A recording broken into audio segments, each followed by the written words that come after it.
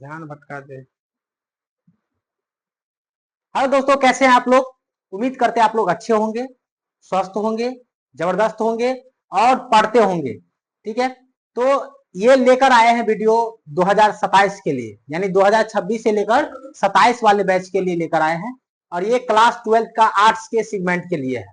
ठीक है, ये वीडियो जो है gold career classes 11 12 arts classes में डलाएगा। ठीक है ना, तो आप लोग हमेशा इस चैनल को सब्सक्राइब कर लीजिए, जिससे कि आप लोगों को सबसे पहले नोटिफिकेशन पहुंचे और इस वीडियो का लुत्फ उठा सकते हैं। और ये लगातार आप लोग को डेली वाइज आएगा। तो सबसे पहले हमने पॉलिटिकल साइंस लेकर आए हैं।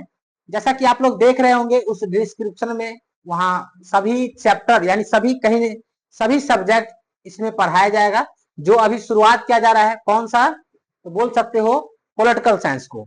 ठीक है, तो इस पर हम सभी लगातार इस पर वीडियो आते रहेगा। तो आप सबसे पहले क्या करना है, जैसे मैंने पहले बताया, इस चैनल को सब्सक्राइब कर लीजिए, जिससे कि पहले आप लोगों को सबसे पहले नोटिफिकेशन जाए।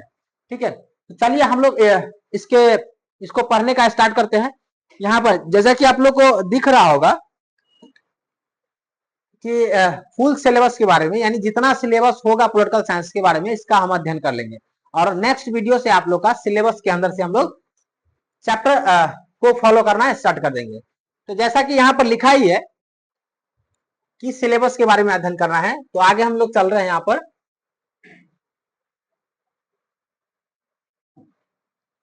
तो आज का क्लास ही है, नाम ही है इंट्रोडक्शन क्लास। क्या है? इंट्रोडक्शन क्लास के बारे में बात कर रहे हैं। किस चीज का इंट्रोडक्शन क्लास? तो हम बोलेंगे पॉलिटिकल साइंस का इंट्रोडक्शन क्लास। ठीक है ना, तो सबसे पहले इंट्रोडक्शन क्लास में आप लोग के सामने यहाँ पर दिख रहा है, जब हम पढ़ रहे हैं क्या, पॉलिटिकल साइंस, किसके बारे में पढ़ रहे हैं? जब पॉलिटिकल साइंस बोल रहे हैं तो पॉलिटिकल साइंस में सबसे पहले शब्द आया कहां से? नहीं, पॉलिटिकल साइंस में पॉलिटिकल शब्द आया कहां से, पॉलिटी शब्द आया कहां से, इसके बारे में हम लोग जानना है। ठीक है ना, तो यहाँ लिखा है कि पॉलिटिकल शब्द का उत्पत्ति किया जिससे हुआ, कौन सा भाषा से? ग्रीक भाषा से। ग्रीक भाषा कहाँ बोली जाती है? तो बोलोगे अमेरिका का ये ग्रीक भाषा है। ठीक है ना, उधर का ही लैंग्वेज को बोला जाता है। अब यहाँ पे ये जो पॉलिटिकल शब्द है ये किससे आया है? पोलिश शब्द से। यानी ग्रीक भाषा में पॉलिटिकल शब्द को क्या कहा जाता है? पोलिश कहा जाता है। क्या कहता है? पोलिश कहा जाता है। पोलिश का अर्थ क्या होता है? तो बोलोगे नगर राज्य। क्या बोलोगे? नगर राज्य, यानी सिटी स्टेट इसको बोला जाएगा। तो पोलिश का जो अर्थ होता है वो नगर राज्य होता है। यानी हिंदी की अगर बात कहेंगे तो पॉलिटिकल का अगर रूप बोलेंगे तो नगर राज्य से बात करेंगे, नगर राज्य के बारे में हम बात करेंगे। ठीक है ना, अब यहाँ पर लिखा हुआ है कि प्राचीन ग्रीस का बात बोले या एंशियंट ग्रीस में छोटे छोटे नगर राज्य होते थे। क्या बोलेंगे? यानी यहाँ पर हम क्या बोले कि राज्य के बारे में बात कर रहे हैं। किसके बारे में बात कर रहे हैं? पॉलिटिकल का मतलब राज्य के बारे में बात कर रहे हैं। और इसी तरह से एंशियंट ग्रीस में, यानी अमेरिका के कुछ भाग में, छोटे छोटे नगरों और राज्य का, यानी एक तरह से शहर और राज्य के बात किया जा रहा है। तो यहाँ पे आप लोग को छोटे छोटे राज्य या छोटे छोटे शहरों के बारे में बताया जाता है। उसे ही हम क्या कहते हैं? पॉलिटिकल कह देते हैं, या फिर क्या कहते हैं? पोलिस कह देते हैं। ठीक है, अब यहाँ लिखा हुआ है कि इन नगर राज्यों की शासन व्यवस्था और राजनीतिक अध्ययन को ही क्या कहते हैं? आगे चलकर उसे क्या कहने लगे? पॉलिटिकल साइंस कहने लगे। यानी किसके बारे में? तो जो नगर होता है या जो राज्य होता है, राज्य में ही नगर, या एक देश में बहुत सारे राज्य हो सकता है, उस राज्य में बहुत सारे जिले हो सकते हैं, तो उस सभी की व्यवस्थाओं का, यानी नगर में या राज्य में किस तरह का व्यवस्था है, एक तरह से बोल सकते हो प्रशासन का व्यवस्था क्या है, उस तरह सभी व्यवस्थाओं के या पॉलिटिकल व्यवस्थाओं का अध्ययन को ही क्या बोला जाता है? पॉलिटिकल साइंस बोलेंगे, यानी राजनीतिक विज्ञान कहा जाता है। समझ रहे हैं? अब यहाँ पर देखिए ध्यान से, क्या बोला जा रहा है यहाँ पर? अरस्तु के बारे में। अब अरस्तु के बारे में क्यों कहा जा रहा है यहाँ पर? तो अरस्तु के बारे में इसीलिए कहा जा रहा है क्योंकि पॉलिटिकल साइंस का जनक के रूप में अरस्तु को माना जाता है। अरस्तु को क्या माना जाता है? पॉलिटिकल साइंस यानी राजनीतिक विज्ञान के जनक के रूप में इनको ही समझा जाता है। क्यों जाता है भाई? तो ये एक ऐसे दार्शनिक है, ये बहुत सारे देशों का संविधान पढ़े हुए या अध्ययन किए हुए, इसलिए इनको क्रेडिट में जाता है और विज्ञान पॉलिटिकल साइंस के जनक के रूप में इन्हें माना भी जाता है। बहुत सारे देशों का अध्ययन किया, मतलब 150 से ऊपर देशों के संविधान का अध्ययन किया है। जैसे कि आप लोग को दिख रहा है यहाँ पर अरस्तु लिखा हुआ है। अरस्तु का अंग्रेजी में क्या बोलते हैं? एरिस्टोटल। यानी नाम में कोई डिस्कशन नहीं होना चाहिए, नाम में कोई डिस्कशन नहीं होना चाहिए, क्योंकि एरिस्टोटल यहाँ लिखा रहा है, अरस्तु को ही बोलते हैं। यहाँ पर इसको हम अरस्तु पढ़ेंगे, ठीक है ना। यानी अंग्रेजी में इसे क्या पढ़ाता है? एरिस्टोटल, ठीक है ना। ऐसे अरस्तु को बहुत सारे सब्जेक्ट के बारे में इसे जनक कहा जाता है, बहुत सारे सब्जेक्ट का जनक कहा जाता है। जैसे विज्ञान का भी नहीं, पॉलिटिकल साइंस भी एक विज्ञान ही है, लेकिन ये अलग राजनीतिक विज्ञान के रूप में इसे माना जाता है। और साइंस का भी किससे माना जाता है? अरस्तु माना जाता है। बहुत सारी चीजों को माना जाता है। अब लिखा हुआ अरस्तु जो है प्राचीन यूनान के महान दार्शनिक। क्या लिखा हुआ है? अरस्तु कौन है भाई? तो एक महान दार्शनिक है, कहाँ के? यूनान के। और राजनीतिक विचारक थे। कहने का मतलब हो गया कि राजनीतिक के रूप में सबसे अच्छे माने जाते हैं। खास करके क्यों माने जाते हैं उसे ऐसे? इनके अलावा भी बहुत सारे दार्शनिक है। नहीं, इनके अलावा भी बहुत सारे दार्शनिक, इससे पहले भी बहुत सारे दार्शनिक हुए, इनके बाद भी बहुत सारे दार्शनिक हुए, लेकिन राजनीतिक में पकड़ इनका बहुत अच्छे थे, बचपन से ही अच्छे थे, इसलिए इसे महान दार्शनिक और राजनीतिक विचारक कहा जाता है या माना जाता है। इन्हें राजनीतिक विज्ञान का जनक भी कहा जाता है। इन्हें क्या कहता है? राजनीतिक विज्ञान का जनक भी कहा जाता है। इसको समझ रहे कि नहीं समझ रहे? अब देखो अरस्तु का हम परिचय का बात कर रहे हैं ना, किसका बात कर रहे हैं? अरस्तु। तो अरस्तु के बारे में थोड़ा सा जान लेते हैं। एक तो जान लिए कि ये क्या थे, तो सीधा बात है कि अरस्तु एक थे बोल सकते हो विचारक या दार्शनिक थे। क्या थे? दार्शनिक, ठीक है ना। एक अच्छे दार्शनिक, महान दार्शनिक, आइडियोलॉजी के रूप में बोल सकते हो इसे, और फिलोसफर बोल सकते हो। क्या बोलते हैं? फिलोसफर इसे बोल सकते हो। यानी अरस्तु का परिचय आप सबसे पहले जान लें कि अरस्तु कौन थे, नहीं जन्म कहाँ हुआ, कहाँ से पढ़े, इसके बारे में थोड़ा सा हम लोग परिचय के रूप में जान लेते हैं। देखिए यहाँ पर क्या लिखा हुआ है? अरस्तु का परिचय। सबसे पहला इसका जन्म कहाँ हुआ, सॉरी जन्म कब हुआ? तो 384 ईसा पूर्व। ये करेक्ट नहीं है, ये करेक्ट नहीं है, यानी लगभग माना जाता है। तो हो सकता है थोड़ा सा ऊपर नीचे हो सकता है 1-2 साल, लेकिन 384 ईसा पूर्व के बारे में बात कर रहे हैं। किसके बारे में बात कर रहे हैं? ईसा पूर्व के बारे में बात कर रहे हैं। ईसा पूर्व में इनका जन्म हुआ। अब देखिए जन्म स्थान यानी जहां जन्म हुआ उनको क्या कहता है? एस्टेगिरा। कहाँ जन्म स्थान क्या है? एस्टेगिरा। कहाँ के? तो बोल सकते हो आप यूनानी के रूप में इसे बोल सकते हो। उसके बाद देखो इनका गुरु कौन थे? प्लेटो। प्लेटो इनका गुरु थे। किनका गुरु? तो अरस्तु के। अरस्तु के कौन गुरु थे? प्लेटो। प्लेटो भी एक महान दार्शनिक हुआ करते हैं। नहीं, इसके साथ साथ बहुत सारे कांट भी है, एमेनुअल कांट, वो भी बहुत बड़े दार्शनिक है। नहीं, इसके अलावा हम लोग देखते हैं इसमें ये शिक्षा कहाँ से ग्रहण किए, कौन सा स्थान से? तो बोलोगे एथेंस से। एथेंस एक स्थान है। क्या है? एथेंस एक स्थान है जो सिर्फ यही नहीं शिक्षा ग्रहण किए, इनके अलावा बहुत सारे दार्शनिक शिक्षा यहाँ से ग्रहण किए। क्यों किए? क्या था खूबियां वहां की? तो बता रहे हैं आपको, देखिए ध्यान से।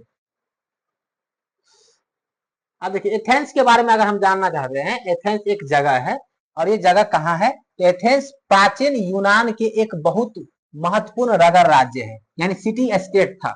नहीं, तो यह स्थान शिक्षा के लिए, दर्शन के लिए यानी फिलोसफी के लिए, और लोकतंत्र के लिए प्रसिद्ध माना जाता था। किस लिए प्रसिद्ध माना जाता था? शिक्षा के लिए, फिलोसफर में शिक्षा के लिए, लोकतंत्र के लिए यानी डेमोक्रेसी के लिए एक महत्वपूर्ण स्थान माना जाता था। ठीक है ना, या माना जाता था।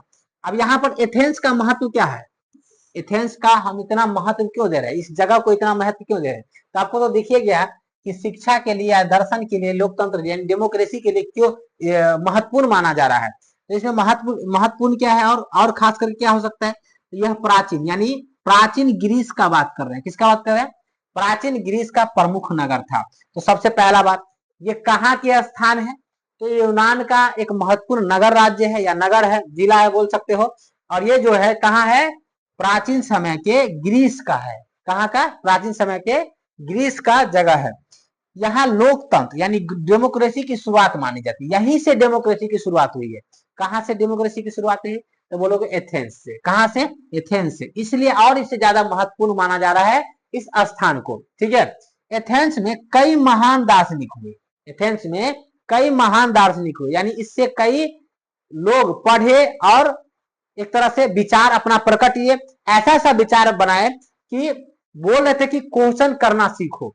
नहीं, क्वेश्चन करना सीखो। जब तक क्वेश्चन करना नहीं सीखोगे, डिस्कशन करना नहीं सीखोगे, तो आप किसी के बात पर जो कह रहा है अगर वही कर रहे हो तो ये वस्तु के बराबर माना जाता है। इसलिए कहा जाता है हर चीज के लिए, हर चीज का कहीं ना कहीं आंसर होता है, तो हर चीज के लिए एक क्वेश्चन भी बन सकता है।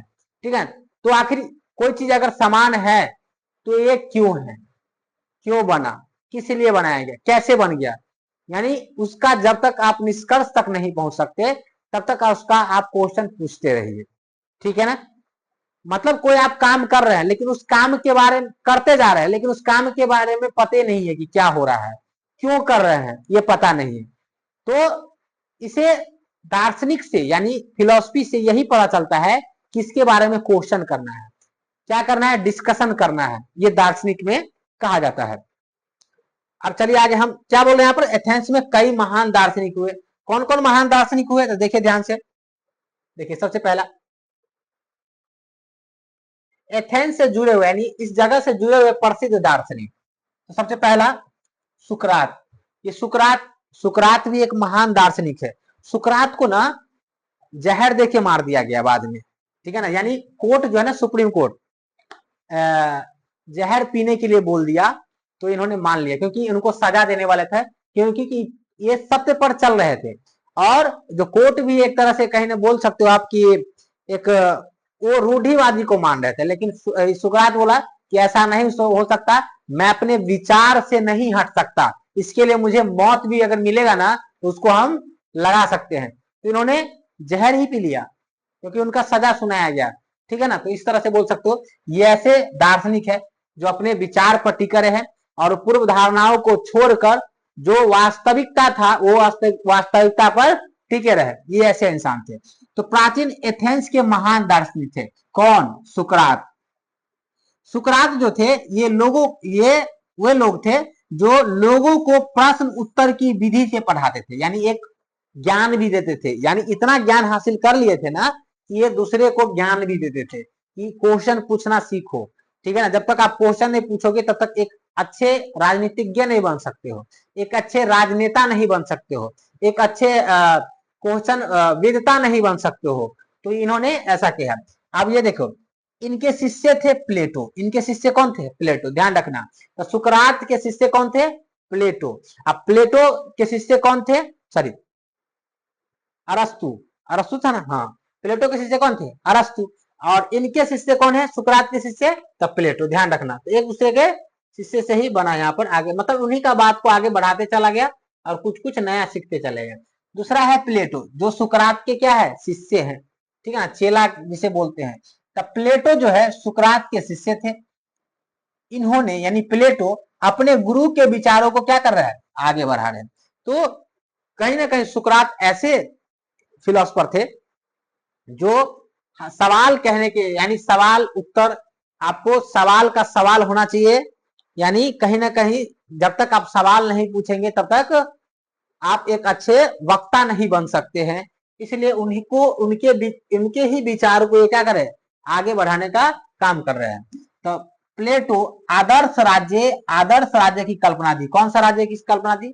Ideal state. तो ध्यान रखना है, एक क्वेश्चन यहां से भी बन सकता है कि आइडियल स्टेट की कल्पना किसने दिया? आइडियल स्टेट की कल्पना यानी आदर्श राज्य की कल्पना किसने दिया? तो बोलोगे प्लेटो। ध्यान रखना, प्लेटो ने दिया। प्लेटो जो है किनके शिष्य थे? तो सुकरात के शिष्य थे, ये भी ध्यान रखना है। आगे देखिए ध्यान से, क्या लिखा हुआ है? इनके शिष्य थे अरस्तु, यानी प्लेटो के शिष्य कौन थे? प्लेटो के जो चेले थे वो कौन थे? अरस्तु। ठीक है ना, अरस्तु जो है बहुत सारे संविधान के एक तरह से बहुत सारे बुक भी लिखे, भले वो बुक 4 पेज का ही क्यों ना हो, लेकिन 4000 से ऊपर बुक लिख दिए थे अरस्तु। थोड़ा सा अरस्तु के बारे में देख लेते हैं, यानी अरिस्टोटल। अरस्तु जो है प्लेटो के शिष्य थे। इन्होंने राजनीतिक विज्ञान का जनक कहा जाता है। क्यों कहा जाता है? तो मैंने अभी बताया था कि बहुत सारे संविधानों का अध्ययन किया है, इन्होंने राज्य और सरकार के वैज्ञानिक अध्ययन किया है। कहने का मतलब है कुल मिला के बहुत सारे देशों के संविधानों का अध्ययन किया, और इसलिए इनको क्या कहा जाता है, राजनीतिक विज्ञान का जनक भी माना जाता है। ठीक है ना। देखिए, अब इसका मतलब ये नहीं कि जहां डेमोक्रेसी नहीं है वहां संविधान नहीं होगा, राजा चलता है वहां भी संविधान होगा, उस राज्य का संविधान होगा नहीं। तो हर देश में हर जगह क्या है, संविधान चलता है। डेमोक्रेसी वाला संविधान अलग होता है, राजाओं के द्वारा जो संविधान चलता है वो अलग होता है, राजा के ही अनुकूल सब समझता है। लेकिन डेमोक्रेसी में है कि लोकतंत्र में क्या होता है, लोगों के द्वारा जो बनाया गया है उसके आधार पे चलना है। ठीक है ना। तो यहाँ पर देखिए ध्यान से कि अरस्तु के प्रमुख विचार, यानी अरस्तु के विचार क्या थे, नहीं उसमें से अच्छे विचार के बारे में बात कर रहे हैं। अरस्तु के प्रमुख विचार थे, पहला कि मनुष्य एक सामाजिक और राजनीतिक प्राणी है। स्वाभाविक बात है, इन्हें क्यों कहा गया कि सामाजिक और राजनीतिक प्राणी है, क्योंकि मनुष्य ही एक प्राणी ऐसे हैं, जीव है जो कुछ समाज के लिए सोच सकते हैं, अच्छाई भी सोच सकते हैं, गलत भी सोच सकते हैं। नहीं, तो सोचने की जो विधि है वो मनुष्य में ही है, सोचने की जो क्षमता है किसमें है, मनुष्य में ही है, और किसी जीव में नहीं है। ठीक है ना। और जब सोचने की क्षमता है तो समाज के लिए भी अपने लिए तो सोच ही सकता है, बगल में समाज के लिए भी सोच सकते हैं, अच्छा भी सोच सकते हैं, बुरा भी सोच सकते हैं। इनसे दूसरे पर इम्पैक्ट भी उनका पड़ सकता है। और साथ साथ राजनीतिक आधार पर अगर सोचेंगे तो बहुत सारे लोगों को कल्याण भी हो सकता है, और एक फैसला से नुकसान और एक फैसला से सही मतलब उसे लाभ भी पहुंच सकता है। इसलिए बोला है कि मनुष्य एक सामाजिक और राजनीतिक प्राणी है, इसके अलावा और कोई दूसरे प्राणी नहीं है जो सोच सकता है समाज के बारे में भी, या लोकतंत्र के बारे में भी, या किसी ऐसे चीजों के बारे में जिससे इंसान को फायदा हो सके। दूसरा क्या लिखा है, राज्य का उद्देश्य, यानी इसका उद्देश्य क्या है, कुल मिला के राज्य का उद्देश्य क्या है, तो लोगों के अच्छे जीवन। अगर जहां डेमोक्रेसी चलता है उसमें कुल मिला के उस देश का उद्देश्य क्या है, या जहां लागू होता है उस राज्य के उद्देश्य क्या है, तो सबसे पहला कि लोगों के अच्छे जीवन। ठीक है ना। कोई भी आप भी जानते हैं कि कोई भी नेता होता है तो सबसे पहले वादा क्या करते हैं कि आपके एक अच्छे जीवन हम देंगे, हमें जिताइए, हमें वोट कीजिए। नहीं, तो सबसे पहले राजनीति में क्या जाता है, लोगों के अच्छे जीवन के बारे में बात करना, लोगों का कल्याण करना, लोगों की एक सिक्योरिटी सुरक्षित देना, यानी एक तरह से सुनिश्चित करना। तो कल्याण के बारे में बात करना, एक सुरक्षा के बारे में बात करना, आपका क्या अधिकार है वो सभी आवश्यकता यानी एक तरह से सुनिश्चित करवाएगा, उसके लिए उद्देश्य होता है राजनीति का। ठीक है ना, किसी राज्य के लिए। दूसरे क्या लिखा हुआ कि उन्होंने यानी अरस्तु सरकार के विभिन्न रूपों का अध्ययन किया और बताया कि राज्य समाज के विकास के लिए आवश्यक है। सही बात है, यानी इन्होंने बोला गया कि बहुत सारे अध्ययन किया, बहुत सारे सरकार को भी अध्ययन किया है, बहुत अब बताए ना कि अलग अलग देश के संविधानों का अध्ययन किया। इससे पता चला कि राज्य समाज के विकास के लिए आवश्यक होता है। यानी अगर राजनीतिक में क्या होता है, राजनीतिक में अगर किसी देश को आगे बढ़ाना है, किसी राज्य को आगे बढ़ाना है, उसके समाज को आगे बढ़ाना है, तो जब तक आप उसके राजनीतिक फंडामेंटल को आप नहीं समझेंगे तो आप आगे नहीं बढ़ा सकते हैं। ठीक है ना। तो कुल मिला के इसे राजनीतिक द्वारा आप उसे आगे बढ़ा सकते हैं, उस राज्य की समाज के विकास भी कर सकते हैं, उस राज्य की समाज की विकास भी कर सकते हैं, उस राज्य की समाज की विकास भी कर सकते हैं। उसके बाद क्या लिखा हुआ है यहाँ पर, देखिए ध्यान से कि अरस्तु की प्रसिद्ध पुस्तक क्या है, कौन कौन सा प्रसिद्ध पुस्तक है इसके बारे में बोल रहा है। तो सबसे एगो जो है, सबसे ऐसे अरस्तु ने बहुत सारे पुस्तक लिखे, लेकिन उसमें से सबसे प्रसिद्ध जो माना जाता है, उनको पढ़ना चाहिए, आप लोग को मौका मिले तो पढ़ना है। तो यहाँ पर क्या लिखा है, पॉलिटिक्स। क्या लिखा हुआ है, राजनीतिज्ञ। यहाँ पर पॉलिटिक्स, इसमें उन्होंने राज्य, सरकार और राजनीतिक के सिद्धांतों को समझाया। किनको समझाया गया है, तो इसमें राज्य के बारे में, राज्य कैसी होनी चाहिए, उनकी व्यवस्था क्या होनी चाहिए, सरकार कैसी होनी चाहिए, सरकार की व्यवस्था क्या होनी चाहिए, सरकार यानी सिस्टम किस तरह से चलना चाहिए, उसके बारे में समझाया। और एक राजनीतिक के बारे में सवाल उठाया कि इस तरह से उसके सिद्धांतों को, उसके सिस्टमों को कहीं ना कहीं उसको समझाने का कोशिश किया उस सिद्धांतों द्वारा। इस किताब में ये बात लिखा हुआ है, ठीक है ना। तो सबसे अरस्तु का जो प्रसिद्ध बुक माना जाता है वो पॉलिटिक्स माना जाता है, नाम ही है पॉलिटिक्स, ठीक है ना, ध्यान रखना। अब अरस्तु का महत्व क्यों है, अरस्तु का उतना महत्व क्यों हम देते हैं, ये ध्यान रखना। एक तो फिलोसफर है, दार्शनिक है। हाँ पता है। अरस्तु का महत्व क्या है, अरस्तु को इतना महत्व क्यों कहा जाता है, ये ध्यान रखना। अब देखो क्या लिखा है, उन्होंने लगभग 158 राज्यों के संविधान का अध्ययन किया। जैसा कि मैंने आपको बार बार कह रहा हूं कि कई देशों के संविधानों का इन्होंने अध्ययन किया। जब इंटरनेशनल स्तर पर हम जब बात करते हैं तो राज्यों को, देश को ही राज्य कह देते हैं। इंटरनेशनल अंतरराष्ट्रीय स्तर पर देश को ही राज्य कह देते हैं। तो यहाँ पर इसलिए राज्य लिखा हुआ है, क्या लिखा हुआ है, राज्य। तो यहाँ पर इससे समझना कि भारत के सभी राज्यों का बात नहीं कर रहे हैं हम इंटरनेशनल स्तर पर देशों का बात कर रहे हैं। तो उन्होंने लगभग कितने देशों का संविधान का अध्ययन किया, तो 158 संविधानों का अध्ययन किया है, ठीक है ना। इसमें से थोड़ा सा कम हो सकता है या ज्यादा हो सकता है, ध्यान रखना। इसी कारण उन्होंने वैज्ञानिक तरीके से राजनीति का अध्ययन करने वाला पहला विद्वान माना जाता है। और जब पहला विद्वान माना जाता है इसलिए इनको जनक के रूप में इन्हें मान लिया गया। क्या चीज है जनक के रूप में, तो बोलोगे पॉलिटिकल साइंस के यानी राजनीतिक विज्ञान के जनक के रूप में मान लिया। समझ में आ रहा है कि ना। अब लिखा हुआ है एथेंस से जुड़े प्रसिद्ध दार्शनिक। एथेंस से जुड़े हुए प्रसिद्ध दार्शनिक कौन कौन है, यहां ध्यान समझिएगा। देखिए यहां पर एथेंस से जुड़े हुए का मतलब हो गया, एथेंस क्या है, एथेंस अभी थोड़ा देर पहले बताया कि एक जगह का नाम है। एथेंस क्या है, एक जगह का नाम है। एथेंस से ही सुकरात भी पढ़े, वहां से शिक्षा लिए। तो एथेंस से सुकरात जो है वो महान शिक्षक और दार्शनिक बने, नहीं यानी वहां से पढ़े भी और एक महान शिक्षक भी बने और दार्शनिक भी बने एक तरह से, यानी एक तरह से फिलोसफर भी बन गए। प्लेटो, आदर्श राज्य की कल्पना की उन्होंने, आदर्श राज्य की सिद्धांत दिया उसने, और कहां से, वही एथेंस से ही पढ़ के एक तरह से बता। एरिस्टोटल, अरस्तु राजनीतिक विज्ञान के जनक कहलाया, ये भी वहीं से पढ़े। सोचो इतने महान महान दार्शनिक है और उस जगह से अगर निकल के आए हैं, इनका पूरा वर्ल्ड ओवर में नाम है, तो कहीं ना कहीं उस जगह में कुछ तो खास था। उस जगह में कुछ खास के साथ साथ वहां के टीचर, वहां के जो शिक्षित विद्वता और पढ़ने की जो लगन थी, वहां की जो माहौल थी, वो एक राजनीतिक विज्ञान से जुड़े हुए माहौल थी, एक तरह से बोल सकते हो। ये बात समझ में आ गया। अब जो आगे है ध्यान समझना, एक नाम सुने होंगे मैकियावेली का। मैकियावेली ये भी एक तरह के आधुनिक राजनीति के दार्शनिक माने जाते हैं खास करके, या पॉलिटिकल साइंस में एक तरह से बहुत ज्यादा रुचि रखते हैं, ठीक है ना। इनका अध्ययन इसमें हुआ है और एक तरह से उन्हें विद बोल सकते हो पॉलिटिकल साइंस का। इनका नाम है निकोलो मैकियावेली। क्या नाम है, निकोलो मैकियावेली। अब ये मैकियावेली क्या है, मैकियावेली कौन है, तो मैकियावेली आधुनिक राजनीति के एक बहुत महत्वपूर्ण विचारक थे। यानी जो आधुनिक समय के बात कर रहे हैं, आधुनिक काल का जो बात कर रहे हैं, आधुनिक काल में मैकियावेली का बहुत नाम चला है। किस लिए नाम प्रसिद्ध हुआ, तो बोल सकते कि राजनीतिक विज्ञान में इनका बहुत ज्यादा बोलबाला रहा, ठीक है ना। हम प्राचीन का बात नहीं कर रहे हैं, प्राचीन में बहुत सारे दार्शनिक आपको देखने को मिल रहा है, लेकिन ये आधुनिक राजनीति का बोल रहे हैं तो किसको बारे में हम याद रखेंगे, मैकियावेली का। इन्होंने, मैकियावेली अक्सर आधुनिक राजनीतिक विज्ञान का जनक भी कहा था, मतलब कहने का मतलब मैकियावेली को आधुनिक राजनीतिक विज्ञान का जनक भी कहा था, क्योंकि इन्होंने राजनीति को व्यवहारिक और वास्तविक तरीके से समझा।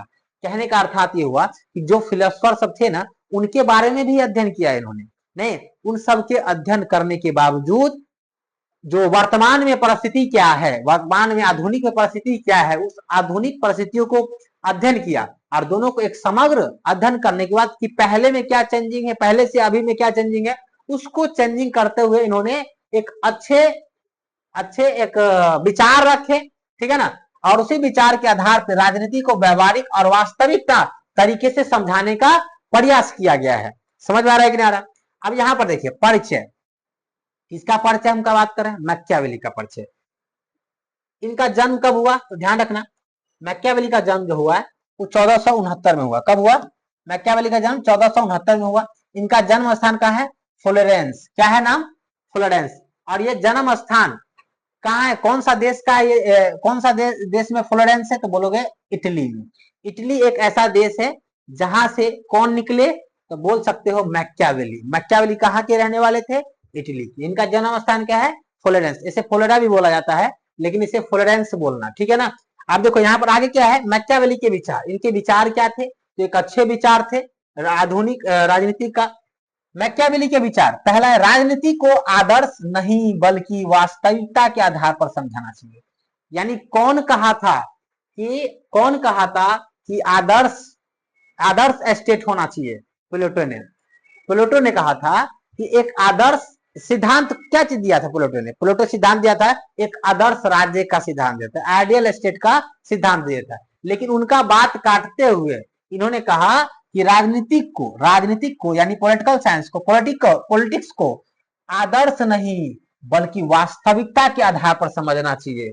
यानी आप उसे सिर्फ किसी को आदर्श के रूप में मत समझ लीजिए, उसे उसके बारे में जी उसको समझ कर उसको जिए उसमें, उसके रूप में आप जीवन को जिए का मतलब क्या है? जिंदगी जी लीजिए।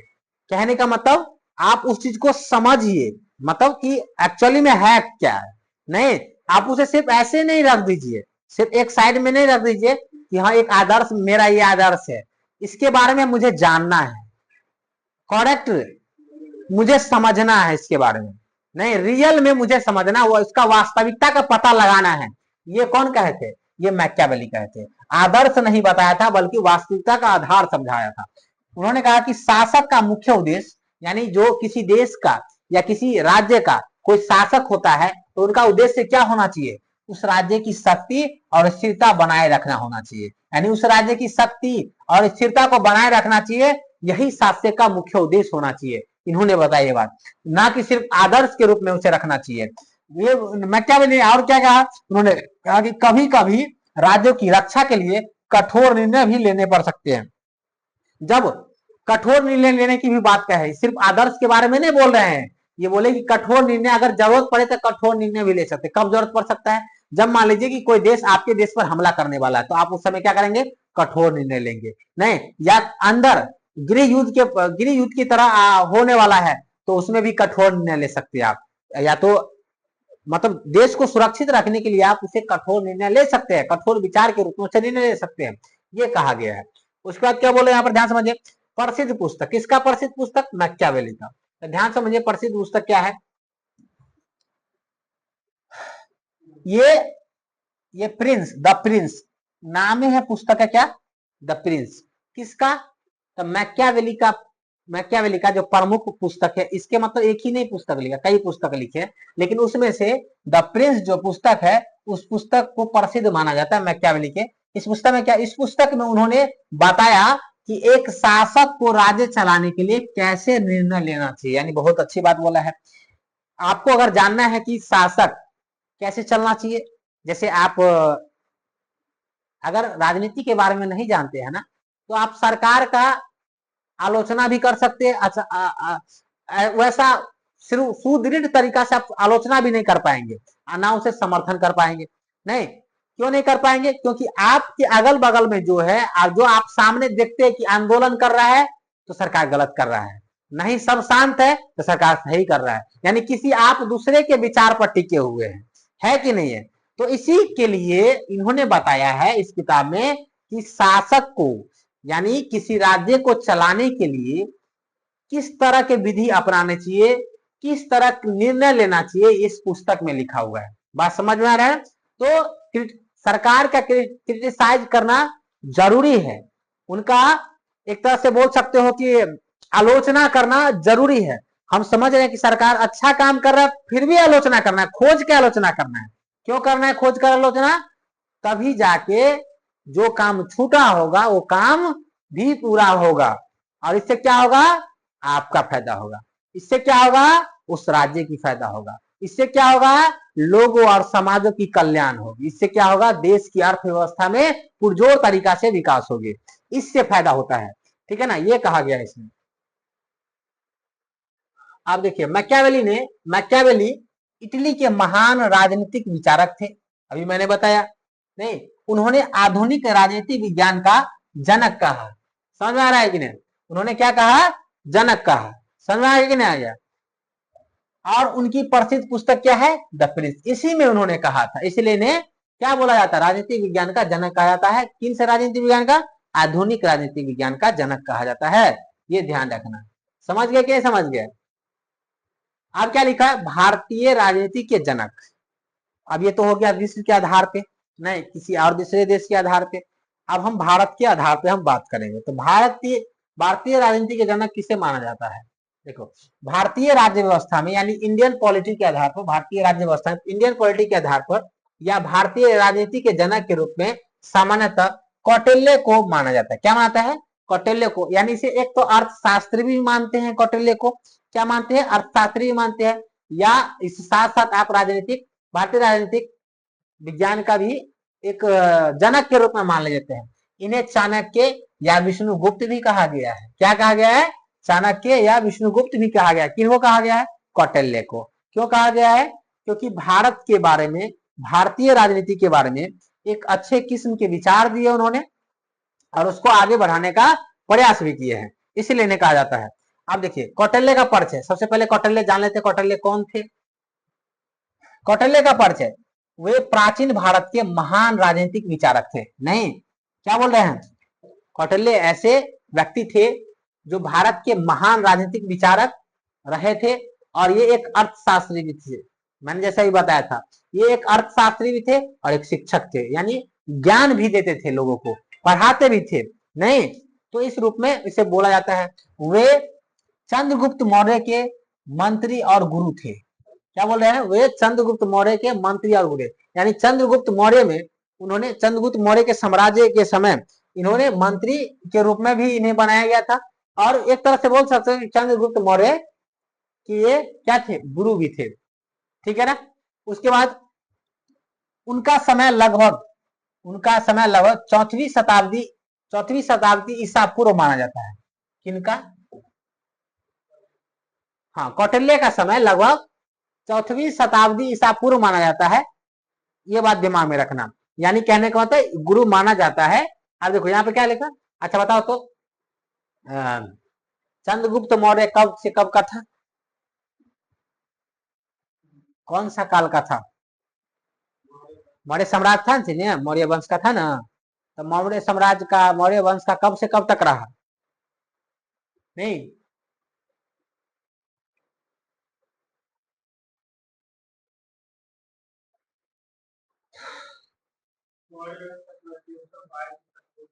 322 ईसा पूर्व से 185 तो हाँ, तो 4वीं शताब्दी तो ठीक तो है, नहीं 4वीं शताब्दी में ठीक है, मंत्री थे। अब देखो प्रसिद्ध ग्रंथ का बात कर रहे हैं, यानी किसका ग्रंथ, कौटिल्य का प्रसिद्ध ग्रंथ कौन है, तो अर्थशास्त्र। मैंने अभी बताया कि अर्थशास्त्री भी थे, अर्थशास्त्र में एक अच्छे ज्ञान थे इनको, ठीक है ना। इसलिए एक शिक्षक के भी रोल निभाए इन्होंने। उसके बाद क्या बोल रहा है, इस पुस्तक में राजनीति प्रशासन कूटनीति और अर्थव्यवस्था के बारे में भी बताया। यानी अगर आप किसी देश के विदेश मंत्री बनते हैं ना, तो एक अच्छे वक्ता होना चाहिए, एक अच्छे कूटनीतिज्ञ होना चाहिए। डायलॉग्स के रूप में किसी देश का संबंध कैसे बैठाना चाहिए, ये अगर आप अगर इनको कौटिल्य को पढ़ते हैं तो एक अच्छे वक्ता भी बन सकते हैं। इनके बातों को, विचार को जैसे लगेगा कि दिल में चुभ गया है, इनका ऐसा से बात बोलते हैं इन्होंने, यानी ऐसे ऐसे इनके विचार है जैसे आपको लगेगा कुछ अलग रूप में। इस पुस्तक में राजनीति, प्रशासन, कूटनीति और अर्थव्यवस्था के बारे में विस्तार से बताया गया है। कौटिल्य का महत्व क्या है, कौटिल्य का महत्व क्यों माना जाता है, देखिए यहाँ पर ध्यान से। कौटिल्य का महत्व, पहला, उन्होंने राज्य कैसे चलाया जाए, इन्होंने बताया कि राज्य कैसे चलाया जाए, इसके नियम बताए। यानी कहीं ना कहीं उन्होंने बताया कि राज्य कैसे चलाया जाता है, उनका नियम बताया गया है, उनकी किताब में लिखा हुआ है। उन्होंने राजनीति और कूटनीति के व्यवहारिक सिद्धांत दिए, यानी अपने किताब में ही दिए। नहीं, इसलिए इन्हें भारतीय राजनीति या राज्य व्यवस्था का जनक भी कहा जाता है। यानी कुल मिला के राज्य व्यवस्था या पॉलिटिकल साइंस का, यानी भारतीय पॉलिटिकल साइंस का, इंडियन पॉलिटी का एक तरह से बोल सकते हो कि जनक भी माना जाता है, इसी की वजह से, क्योंकि व्यवहारिक सिद्धांत कैसे राज्य चलता है, इसलिए से इनको दिया गया। अब क्या लिखा हुआ है देखिए यहाँ पर कि कौटिल्य यानी चाणक्य, कौटिल्य को ही चाणक्य के रूप में इसे संज्ञा दी जाती है। तो कौटिल्य को भारतीय राजनीति या राज्य व्यवस्था का जनक माना जाता है। उनकी प्रसिद्ध पुस्तक है अर्थशास्त्र। उनकी प्रसिद्ध पुस्तक क्या है? अर्थशास्त्र है। समझ में आ रहा है ना? यहाँ तक मैन परिचय हमको जानना था, इतना जरूरी नहीं था, लेकिन फिर भी इसमें से एक दो क्वेश्चन सामान्य रूप में आपको एग्जाम में, 12th के एग्जाम में पूछा जाता है। जो पुस्तक मैंने इसमें बोला ना, उसको जाके खरीद मत लेना है, फिलोसफी वाला, ठीक है ना? क्यों? क्योंकि आप पढ़ नहीं पाओगे, क्योंकि इस सिलेबस पढ़ोगे कि वो सिलेबस पढ़ोगे। हम ये नहीं करें कि उसको पढ़ने से घाटा होगा, उसे पढ़ने से जो सुकून भोर में सोने में मजा आता है ना, वही किताब पढ़ने में मजा आता है। समझ में आ रहा है कि ना रहा? तो किताब पढ़ना चाहिए, जरूरी है। आज क्या हो गया, आज का दौर ऐसा हो गया कि मोबाइल में ही पढ़ के खत्म कर देते हैं। नहीं, किताब पढ़ना बेहद जरूरी है। चलिए आप देखिए ध्यान से, हम ये नहीं करें कि मोबाइल ही नहीं पढ़िए, मोबाइल में पढ़िए, लेकिन किताब को भी पढ़िए। दूर जाएंगे तो आप किताब से सीखने को ही मौका मिलेगा, उससे कोई घाटा नहीं होने वाला है। किताब का अध्ययन करने से सिर्फ सीखने का ही मौका मिलेगा, लेकिन मोबाइल से सीखेंगे भी, नुकसान भी होगा। दोनों चीज होता है, इसमें ध्यान रखिए।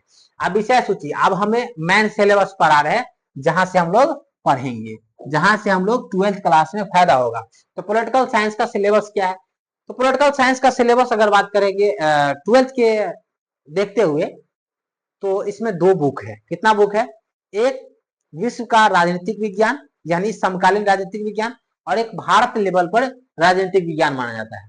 तो सबसे पहला है भाग अ में स्वतंत्रता के समय से भारतीय राजनीतिक विज्ञान के बारे में पढ़ेंगे, यानी स्वतंत्रता के बाद वाले जितना भी है वो भारतीय राजनीति के बारे में पढ़ेंगे। ये एगो बुक में ही है, ये एगो बुक है, और एक समकालीन विश्व का राजनीतिक है, उसको बारे में पढ़ेंगे।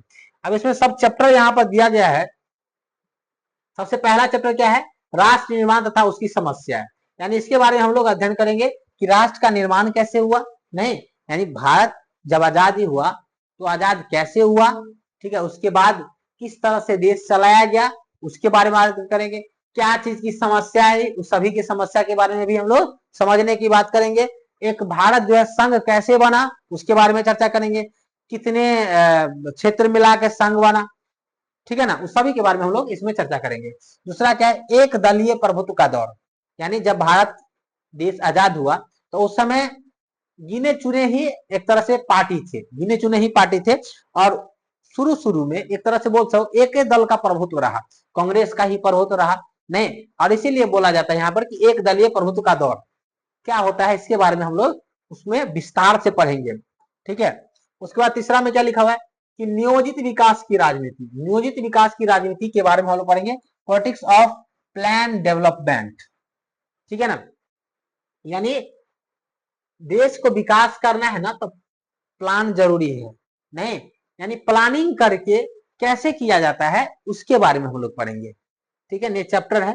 चौथा क्या है कि भारत के विदेश संबंध, भारत के विदेश संबंध यानी किसी देशों के साथ भारत क्या क्या रिलेशन है, उसके साथ उसके बारे में सभी चीज पढ़ना है कि हमको उससे क्या फायदा होता है, हम उन्हें क्या फायदा देते हैं, वो सभी चीजों के बारे में, इसके बारे में पढ़ेंगे। यानी संबंध के बारे में पढ़ेंगे कि पाकिस्तान से क्या हमें संबंध है, बांग्लादेश से हमें क्या संबंध है, अमेरिका से डायरेक्टली क्या संबंध है, चीन से क्या संबंध है, पड़ोसी देशों के साथ क्या संबंध है, इसके बारे में। अब कई सारे संगठन भी है, उसके बारे में हम लोग पढ़ेंगे। उसका लिखा हुआ यहाँ पर पांचवा में कांग्रेस व्यवस्था को चुनौतियां तथा उसका पुनरुत्थान, यानी कांग्रेस कांग्रेस व्यवस्था को चुनौतियां। बहुत बार किसी पार्टी से भी नहीं, किसी पार्टी से लोगों के द्वारा भी कांग्रेस को चुनौतियां मिली, और खासकर और अंग्रेजों से तो खास चुनौतियां मिलवे किया। नहीं, फिर जब चुनौतियां मिले तो उनका पुनरुत्थान फिर हुआ कैसे, पुनर्स्थापना कब हुआ, कैसे हुआ? नहीं, उतार चढ़ाव होते रहा, और फिर से पुनर्स्थापना भी हुआ। यहाँ संवैधानिक व्यवस्था का संकट, अब कभी कभी संविधान में संकट आता है। कहने का मतलब संकट कैसे आना, संविधान बनाए हम नहीं, संविधान हमारे भारतीय के लोग बनाए, संविधान सभा के लोग, तो कैसे बना, इसके बारे में हम लोग समझेंगे। और कभी कभी संविधान जब देश चल रहा हो, उसमें संविधान का दुरुपयोग कैसे हो रहा है। नहीं, कभी कभी कब संकट आया संविधान पर, कब खतरे खतरे आया, ये हम लोग इसमें पढ़ने वाले हैं विस्तार से। उसका क्षेत्रीय आकांक्षा और संघर्ष क्षेत्र के बारे में पढ़ेंगे। नए सामाजिक आंदोलन का उदय, नहीं कहने का मतलब हो गया कि जब हमारा देश आजाद हो गया तो नए नए आंदोलन भी हुआ, उस आंदोलन को हम लोग विस्तार से पढ़ेंगे, कैसे उदय हुआ, नए रिवोल्यूशन कैसे चला उसके बारे में हम लोग चलेंगे, जैसे छात्र आंदोलन कैसे चला, नहीं उसके बारे में हम लोग पढ़ेंगे डिटेल से। तो ये हो गया। नवा में लोकतंत्र, उच्छाल तथा गठबंधन की राजनीति। हमारे देश में बहुत बार गठबंधन का राजनीति रहा है, यानी दो दल मिला के, जब बहुमत नहीं मिलता है तो दो दल मिला के एक सत्ताधारी बनाया जाता है, राजनीतिक में बैठाया जाता है और फिर उस तरह से चलता है। तो गठबंधन की राजनीति कैसे होता है, किस तरह से होता है, उसके बारे में हम लोग चलेंगे। उसके बाद वर्तमान समय मुद्दे व चुनौतियां, अभी वर्तमान में क्या चल रहा है उसके बारे में पढ़ेंगे। दूसरा क्या है, दूसरा भाग, दूसरा बुक क्या है, समकालीन विश्व राजनीति का बात कर रहे हैं, यानी कुल मिला के विश्व स्तरीय पर राजनीति क्या रहा है, जैसे शीत युद्ध के बारे में हम पढ़ेंगे, नहीं दूसरे देशों के साथ कौन कौन सा हम गठबंधन रखे हुए हैं इसके बारे में पढ़ेंगे, कौन कौन सा देश मिलकर हम एक तरह से संगठन बनाए हुए, उस संगठन में हमारा क्या रोल है उसके बारे में हम लोग पढ़ेंगे। सबसे पहला चैप्टर है कि विश्व राजनीति में शीत युद्ध का दौर। शीत युद्ध क्या था, कोल्ड वॉर क्या था, इसके बारे में हम लोग पढ़ेंगे। नहीं, ये कोल्ड वॉर था, एक बोल सकते कि वैचारिक लड़ाई था, नहीं ना कि किसी बम या किसी फटाके से किसी को नुकसान पहुंचाना, ये कुल मिला के वैचारिक लड़ाई ही था, ये ध्यान रखना, इसके बारे में हम लोग पढ़ेंगे। उसका लिखा है दूसरी दुनिया का विघटन। दूसरी दुनिया का मतलब हो गया कि अमेरिका और सोवियत संघ, दो दुनिया था, एक अमेरिका और दूसरा सोवियत संघ। तो इसी बोल रहा है कि दूसरी दुनिया का विघटन, यानी सोवियत संघ का विघटन हो गया। तो कब हुआ, कैसे हुआ, किस रूप में हुआ, हम उसको समझेंगे। और दो ध्रुवीयता का अंत, यानी जैसे ही दूसरी दुनिया का विघटन हो जाता है, सोवियत संघ का विघटन होता है तो दूसरी ध्रुवीयता का अंत हो जाता है। और फिर पहले ध्रुवीयता, अमेरिका एक बॉस, अमेरिका कहता है आई एम द बॉस, मैं ही बॉस हूँ वर्ल्ड का। तीसरा क्या कर रहा है, आर्थिक और राजनीतिक सत्ता के वैकल्पिक केंद्र। क्या बोल रहा है, आर्थिक रूप से राजनीतिक रूप से सत्ता का वैकल्पिक केंद्र कौन होता है, इसके बारे में पढ़ेंगे। उसका उत्तर शीत युद्ध काल में दक्षिण एशिया, यानी शीत युद्ध काल में, शीत युद्ध के समय हमारे दक्षिण एशिया का क्या हाल था, हमारे दक्षिण एशिया पर क्या इंपैक्ट पड़ा। तो हम जो थे ना, वो हम किसी गुट में नहीं जा रहे थे, हम किसी गुट में नहीं जा रहे थे, हम एक खुद गुट खड़ा कर रहे थे जिसका नाम क्या पड़ा, गुट निरपेक्ष आंदोलन या गुट निरपेक्ष, यानी हम गुट नहीं थे लेकिन हम कुल मिलाकर बोल सकते हैं कि गुट ही थे। उसके बाद अंतरराष्ट्रीय संगठन, माने विश्व में कौन कौन सा अंतरराष्ट्रीय संगठन है उसके बारे में हम पढ़ेंगे, जैसे IMF हो गया, वर्ल्ड बैंक हो गया, नहीं उसके बाद वो तो WTO हो गया, नहीं यानी बहुत सारे उसके बारे में हम लोग पढ़ने वाले हैं, सो ध्यान रखना, ठीक है ना। NO के बारे में पढ़ेंगे।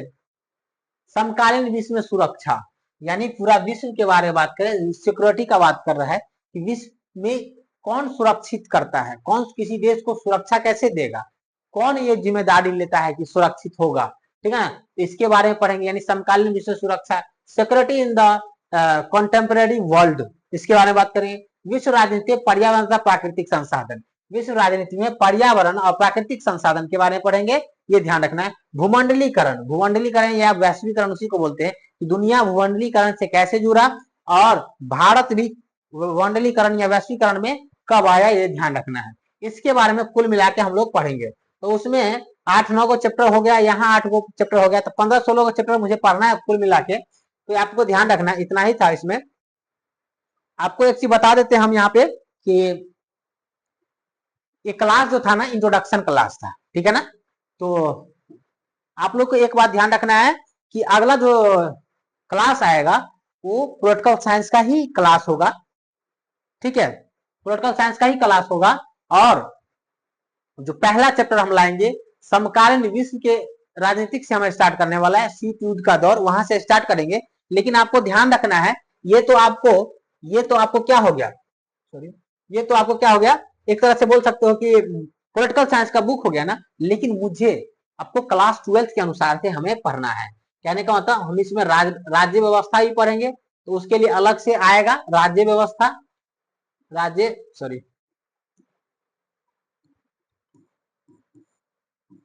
राज्य व्यवस्था एवं संविधान को छोड़ नहीं सकते, निगलेक्ट नहीं कर सकते। क्यों? क्योंकि बिहार बोर्ड डायरेक्ट पूछता है। लेकिन ध्यान रखना है, बिहार बोर्ड को तो बहुत महत्वपूर्ण फायदा करेगा ही, और अदर बोर्ड के लिए भी है महत्वपूर्ण, ठीक है ना। अदर बोर्ड में भी ये कंप्लीट आपको सिलेबस के आधार पर फायदा होगा, ठीक है। तो इसको हम छोड़ नहीं सकते हैं, क्योंकि बिहार बोर्ड में डायरेक्ट पूरा भरा हुआ रहता है, किताब से ज्यादा यही भरा रहता है, इसको हम पढ़ेंगे, ठीक है ना। बात समझ में आ रहा है? तो आप लोग पूरा वीडियो, अगर अंत तक वीडियो है तो एक चैनल है और ज्ञान स्टडी सेंटर, ध्यान रखना, ज्ञान स्टडी सेंटर, इसको सब्सक्राइब कर दीजिएगा। और इस चैनल पर नए हैं तो इसको भी सब्सक्राइब कर दीजिए। और एक चैनल और है, गूल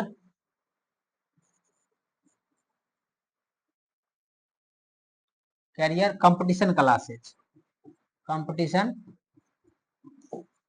क्लासेज, ठीक है ना। इस दोनों को क्या करेंगे, सब्सक्राइब कर देंगे। इस दोनों से आपको फायदा हो सकता है, ठीक है ना।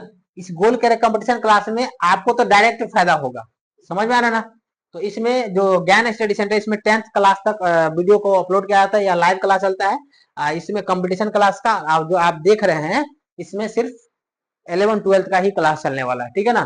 तो ये वीडियो आप लोगों को कैसा लगा कमेंट सेक्शन में आप जरूर लिख कर बताइएगा। और यहीं पर से मैं यहाँ इस वीडियो को समाप्त करता हूं, और नेक्स्ट क्लास में आप लोगों का वेट करेंगे। आप लोग जरूर आइएगा। तब तक के लिए धन्यवाद।